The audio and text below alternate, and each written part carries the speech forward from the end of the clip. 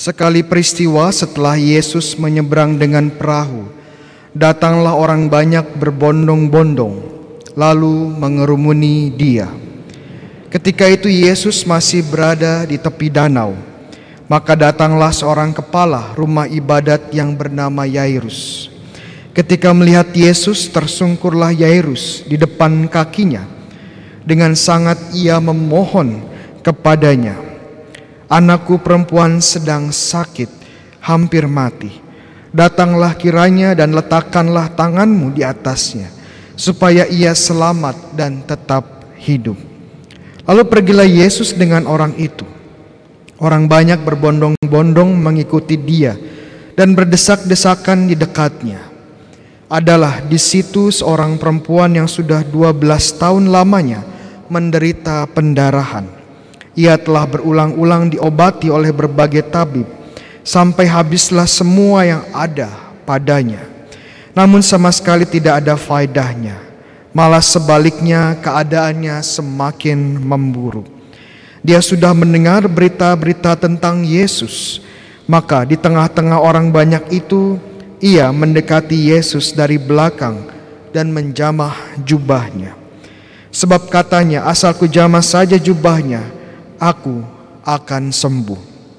Sungguh seketika itu juga berhentilah pendarahannya, dan ia merasa badannya sudah sembuh dari penyakit itu. Pada ketika itu juga Yesus mengetahui bahwa ada tenaga yang keluar dari dirinya. Maka ia berpaling di tengah-tengah orang banyak itu dan bertanya, "Siapa yang menjamah jubahku?" Murid-murid menjawab, "Engkau melihat sendiri bagaimana orang-orang ini berdesak-desakan di dekatmu. Bagaimana mungkin engkau bertanya, 'Siapa yang menjamah aku?'" Lalu Yesus memandang sekelilingnya untuk melihat siapa yang telah melakukan hal itu. Maka perempuan tadi menjadi takut dan gemetar sejak ia mengetahui apa yang telah terjadi atas dirinya. Maka ia tampil dan tersungkur di depan Yesus. Dengan tulus ia memberitahukan segala sesuatu kepada Yesus. Maka kata Yesus kepada perempuan itu, "Hai anakku, imanmu telah menyelamatkan engkau. Pergilah dengan selamat dan sembuhlah dari penyakitmu." Ketika Yesus masih berbicara, datanglah orang dari keluarga kepala rumah ibadat itu dan berkata, "Anakmu sudah mati. Apa perlunya lagi engkau menyusahkan Guru?" Tetapi Yesus tidak menghiraukan perkataan mereka dan berkata kepada kepala rumah ibadat, "Jangan takut, percayalah saja." Lalu Yesus tidak memperbolehkan seorang pun ikut serta kecuali Petrus, Yakobus, dan Yohanes, saudara Yakobus. Dan tibalah mereka di rumah kepala rumah ibadat itu. Dan di sana Yesus melihat orang-orang ribut, menangis dan meratap dengan suara nyaring. Sesudah masuk, Yesus berkata kepada orang-orang itu, "Mengapa kamu ribut dan menangis? Anak ini tidak mati tetapi tidur." Tetapi mereka menertawakan Dia. Maka Yesus menyuruh semua orang itu keluar. Lalu ia membawa ayah dan ibu anak itu dan mereka yang bersama dengan Yesus masuk ke dalam kamar anak itu. Lalu Yesus memegang tangannya dan seraya berkata, "Talita kum," yang berarti, "Hai anak, aku berkata kepadamu, bangunlah." Seketika itu juga anak itu bangkit berdiri dan berjalan, sebab umurnya sudah 12 tahun. Semua orang yang hadir sangat takjub, dan dengan Yesus berpesan kepada mereka supaya jangan seorang pun mengetahui hal itu. Lalu Yesus menyuruh mereka memberi anak itu makan. Demikianlah Injil Tuhan. Terpujilah Kristus.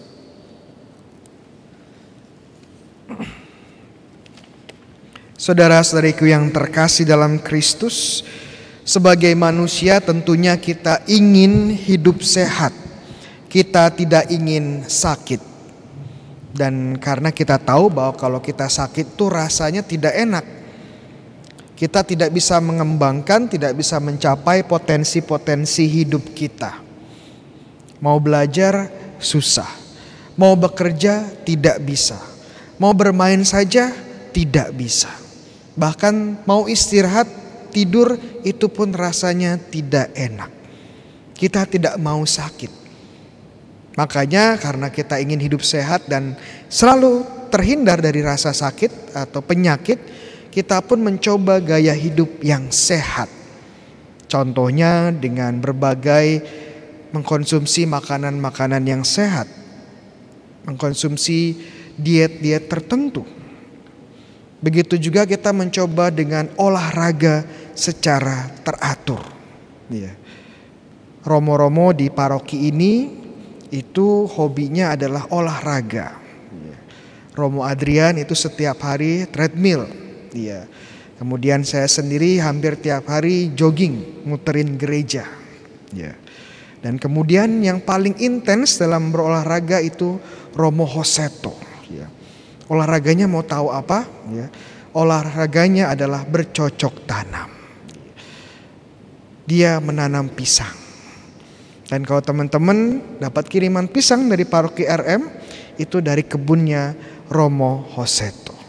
Itu kenapa romo-romo di paroki ini selalu terlihat ceria, terlihat fresh, terlihat muda dan terlihat ganteng. Karena kita mencoba pola hidup sehat. Dan tentunya kalau kita mulai merasa sakit, kita pun mencoba berkonsultasi dengan dokter karena ingin segera sembuh. Atau kalau tidak ke dokter ya ke pengobatan alternatif lainnya. Pokoknya saya pengen sembuh. Oleh karena itu pada masa pandemi ini, dalam situasi yang tidak begitu baik ini di negara kita, di provinsi dan kota kita tempat kita tinggal, kita berusaha melakukan yang terbaik agar tidak terpapar oleh virus ini. Karena kita tahu kalau kita terpapar yang susah bukan hanya kita, tetapi orang-orang di sekitar kita. Jadi kita mencoba sebaik mungkin untuk hidup sehat. Karena kita tahu sakit itu tidak enak. Kita tidak diciptakan untuk sakit. Dalam Injil hari ini kita menjumpai dua orang yang mencari kesembuhan. Yang pertama namanya Yairus, seorang kepala dari sinagoga atau rumah peribadatan bangsa Yahudi yang kebetulan putrinya ini sakit keras dan hampir mati. Dan begitu juga ada seorang wanita yang sakit pendarahan 12 tahun. Dan saya percaya bahwa Yairus maupun sang wanita ini sudah melakukan banyak hal untuk mencapai kesembuhan. Tetapi tidak ada hasilnya. Tidak ada hasilnya. Makanya mereka mencoba akhirnya pada sebuah alternatif terakhir. Mencoba opsi terakhir untuk menemui Yesus. Meminta belas kasihan Yesus. Dan mereka pun datang dengan penuh iman dan kerendahan hati. Ingin disembuhkan dan percaya Yesus dapat melakukan mukjizat. Tentunya pengalaman dari Yairus maupun sang wanita yang sakit ini sebenarnya mungkin tidak jauh berbeda dengan pengalaman-pengalaman yang kita alami juga. Mungkin ada dari kita yang seperti Yairus. Orang tua yang merasa panik, merasa sangat cemas saat melihat anak kecil kita itu sakit. Demam. Ataupun ya sakit ya. Ada seorang ibu bilang, Romo anak saya sakit. Saya bilang ya ke dokter bu. Iya. Romo anak saya sakit ya. Rasanya tapi kok saya yang lebih sakit dari dia ya. Setiap kali anak saya menangis kesakitan rasanya hati saya diiris-iris Romo. Kalau boleh saya aja yang sakit Romo. Ya itu perasaan orang tua yang sangat mencintai anaknya. Saat anaknya sakit pasti akan merasa sakit juga. Sama Yairus ini tidak bisa melihat anaknya sakit dan melakukan semua hal agar anaknya sembuh. Atau mungkin dari kita ada yang seperti sang perempuan ini. Mungkin kita sakit. Kita menghadapi sebuah penyakit dan kita bergulat bertahun-tahun mencari kesembuhan tetapi gak sembuh-sembuh. sudah habis semua uang, sudah habis semua tenaga, harus berkonsultasi dengan banyak dokter, harus menanggung berbagai metode penyembuhan yang sakit, tapi kok tidak ada perkembangan. Kok tidak ada perkembangan. Dan dalam situasi-situasi seperti inilah biasanya kita mulai mencari Tuhan. Mulai ingat dengan Tuhan. Kita mulai lebih rajin berdoa, lebih rajin berdevosi, semua novena dinyanyikan, didoakan. Mulai rajin ikut misa, mulai rajin untuk ikut pelayanan penyembuhan. Kenapa? Karena kita pengen sembuh. Sama seperti Yairus dan juga sang wanita di dalam Injil ini. Salah satu pengalaman terbaik saya sebagai seorang frater, masih frater di Filipina, itu waktu saya ditugaskan di rumah sakit sebagai asisten kapelan, associate chaplain. Itu tugas saya adalah setiap hari mengunjungi para pasien di rumah sakit itu di Manila dan mencoba untuk memberikan dan memenuhi kebutuhan spiritual mereka. Dan di sini saya bertemu dengan banyak orang, banyak pasien dengan berbagai penyakit mereka. Ada orang-orang yang bergulat dengan penyakit kanker, dan bagaimana mereka harus setiap saat harus kembali ke rumah sakit, menjalankan proses kemoterapi yang mahal dan juga menyakitkan. Saya melihat seorang ibu yang dulunya cantik, tapi setelah proses kemoterapi rambutnya rontok dan terlihat sangat lesu dan pucat. Kecantikan wajahnya hilang. Saya juga bertemu dengan orang-orang yang kehilangan atau mengalami gagal ginjal. Jadi setiap minggu mereka harus cuci darah. Saya bertemu dengan seorang bapak yang mengalami gagal ginjal kedua kalinya. Jadi dia sempat mendapatkan transplant ginjal, tapi hanya bertahan 6 tahun. Gagal ginjal lagi dan harus cuci darah lagi. Kalau seperti itu kita bisa melihat kulitnya menghitam. Seperti kekurangan semangat dan kekurangan udara. Dan yang paling menyedihkan adalah saat saya mengunjungi bangsal anak. Karena ada anak-anak yang masa kecilnya yang harusnya di sekolah bersama teman-teman, di rumah bersama keluarga, ini malah menghabiskan banyak waktu di rumah sakit. Mereka kehilangan masa kecil mereka. Awalnya waktu saya ditugaskan di rumah sakit, saya pikir ini mungkin karena saya punya karunia penyembuhan. Semangat. Saya mau mendoakan orang-orang sakit ini supaya mereka sembuh. Maka saya mencobalah itu berdoa dengan luar biasa intens. Berdoa dengan kepenuhan hati. Berdoa penyembuhan dengan penuh iman. Sampai berbusa mulutnya. Tapi kok gak sembuh-sembuh ya. Tapi kok gak ada hasilnya ya. Saya mulai bertanya-tanya. Jangan-jangan memang saya gak punya karunia penyembuhan. Tapi lebih dari itu saya pun bertanya kepada Tuhan. Tuhan, kenapa kamu tidak menjawab doa-doa saya? Tuhan, kenapa kamu tidak menjawab dan menyembuhkan mereka? Ini menjadi pergulatan saya waktu di rumah sakit. Kok seperti itu? Dan Tuhan memberikan jawaban dengan cara yang sangat unik. Waktu saya terus mendampingi para pasien ini, perlahan tapi pasti saya melihat sesuatu. Saat saya mendengarkan cerita mereka, saat saya melihat air mata mereka, dan saat saya melihat keluh kesah dan pergulatan mereka, saya menyadari bahwa orang-orang ini adalah manusia-manusia real. Manusia yang punya nama, yang punya cerita, yang punya pergulatan dan harapan. Mereka ini bukan hanya pasien bangsal B nomor bed 2 atau pasien dengan kanker B, tidak. Mereka punya nama, mereka punya cerita. Ada yang namanya Fiore, ada yang namanya Christian, ya. Ada yang namanya Bayu, nggak ada ya. Dan setiap kali saya memasuki lebih dalam cerita mereka, justru saya menemukan kisah di mana Tuhan itu hadir. Benar sekali bahwa Tuhan tidak menyembuhkan secara fisik, mungkin ya, tidak menyembuhkan selalu secara fisik, tapi Tuhan hadir.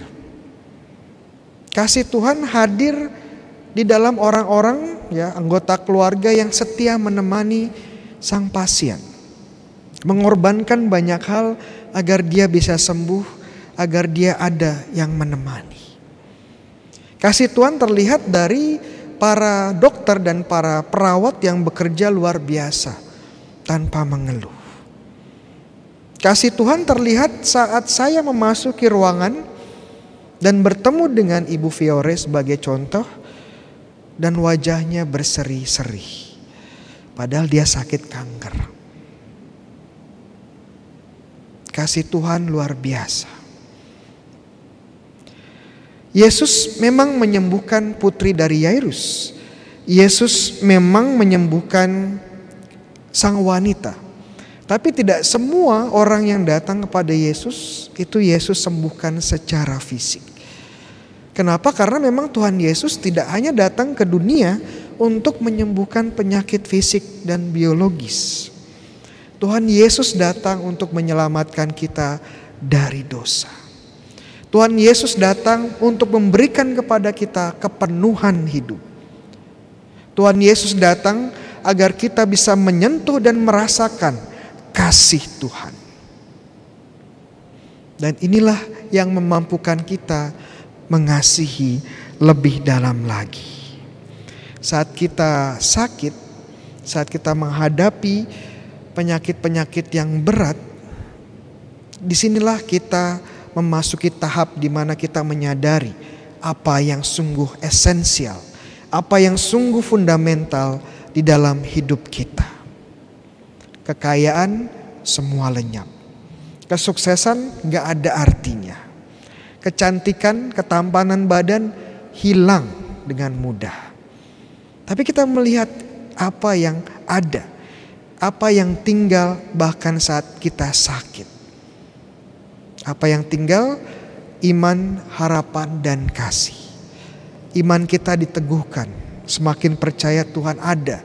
Harapan kita semakin dikuatkan bahwa penderitaan kita, sakit kita memiliki makna. Dan akhirnya kasih kita. Romo, bagaimana kita bisa mengasihi kalau kita sakit? Hanya bisa tertidur, tidak bisa kemana-mana, tidak bisa keluar dari rumah sakit. Masih bisa berdoa. Jangan salah, doa orang menderita, doa orang kesusahan itu didengarkan Tuhan. Bahkan dalam kesakitan kita pun kita masih bisa mengasihi orang lain. Masih bisa mendoakan orang lain. Masih bisa memberikan senyum kita kepada orang lain. Masih bisa memberikan cerita kita kepada orang lain. Dan ini yang memampukan kita melihat kasih Allah di dalam penderitaan dan sakit sekalipun. Di dalam sakit dan kematian, kita memiliki iman kepada Tuhan. Dan saat kita memiliki iman di dalam Tuhan, kita tumbuh dan menemukan kepenuhan hidup. Amin.